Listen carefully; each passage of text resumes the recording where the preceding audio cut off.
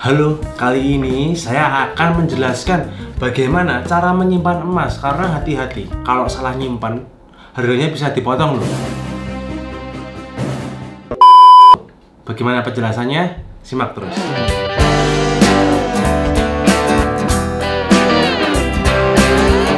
Jadi kalau kamu mau membeli emas, kamu tuh harus pastiin tahu dulu term and conditionnya, kondisi-kondisinya gimana. Nanti kalau pas dijual, kamu nggak ada potongan-potongan yang dimana itu sebenarnya harusnya nggak dipotong. Seperti apa? Yang pertama, kamu harus pastikan kamu nyimpannya bener. Jadi emasnya itu tidak rusak atau cacat ya. Penjelasannya cek di video ini. Jadi misalkan nih kamu habis beli emas, terus kan kamu simpen di rumah misalkan ya. Kamu harus hati-hati nyimpennya. Walaupun emas itu keras, nih keras, ini keras. Nggak percaya nih, aduh sakit nih, aduh. Sekeras ini pun itu bisa cuil, bisa rusak lah ibaratnya ya. Misalkan kepentok benda keras juga gitu, cacal. Contohnya ini, saya tunjukin nih, fotonya kayak gini, gitu.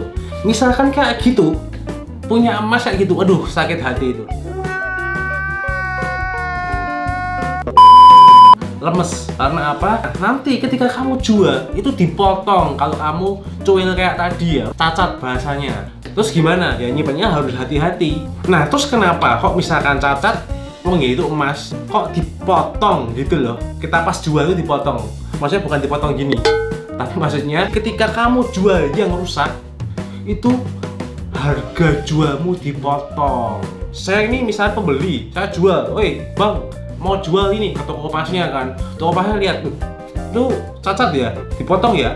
Karena apa? Karena si toko emas itu kan ketika membeli itu kan ya mau dijual lagi kan. Nah ketika dijual lagi ke pembeli yang lain, misalnya ada pembeli tuh, pembeli baru, pembeli barunya pas mau lihat mau beli emas bang gitu ya, terus ditunjukin emasnya jelek, mana mau beli mahal-mahal dapatnya barang cacat atau rusak gitu ya, cuil gitu ya, nggak mau. Kalau hal itu terjadi terus, lama-lama pusing juga kan toko emasnya. Makanya si toko emas itu memotong, karena si toko emas tadi ketika terima barangmu yang tidak sengaja cacat atau cuil tadi, itu dilebur. Nah, karena nggak bisa dijual, dengan dilebur, itu nanti dicetak lagi, yang bagus lagi. Seperti itu. Jadi, hati-hati dalam menyimpan emas. Yang kedua, kamu harus tahu beberapa merek emas ada yang potongannya itu seperti ini. Misalkan kalau notanya hilang, nota itu maksudnya kayak kamu jual belinya, misalkan ada kertasnya itu, kalau itu hilang, ketika nanti kamu jual, kamu dipotong. Ini tidak semua emas seperti itu, tapi ada yang seperti itu. Padahal kamu kalau beli emas kan jualnya masih nanti, kamu kan kadang lupa notanya di mana. Nah itu bisa dipotong. Atau misalkan sertifikat yang ada di dalamnya, jadi kamu beli emas kan ada sertifikatnya tuh.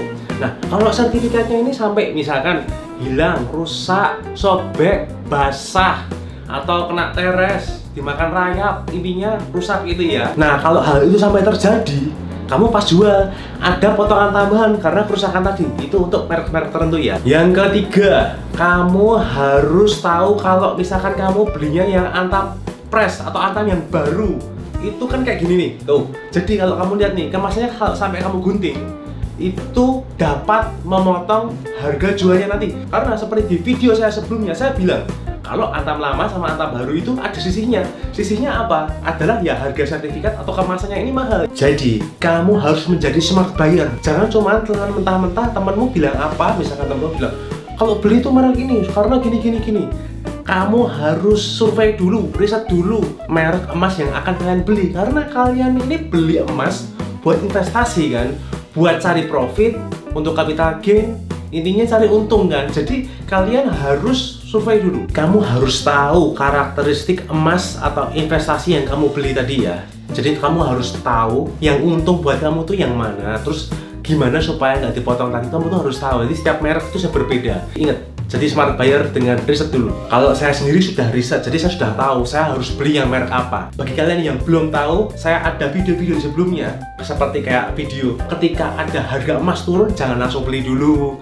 Semua ada di video saya sebelumnya ya. Kamu bisa klik playlist yang bagian investasi emas. Di video sebelumnya juga saya sudah bahas kalian kalau paling untung beli yang apa.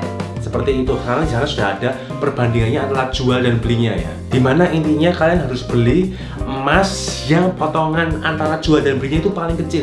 Bagi kamu yang tidak ingin ketinggalan tips berinvestasi emas supaya untungnya lebih maksimal, jangan lupa untuk subscribe dan bunyikan loncengnya.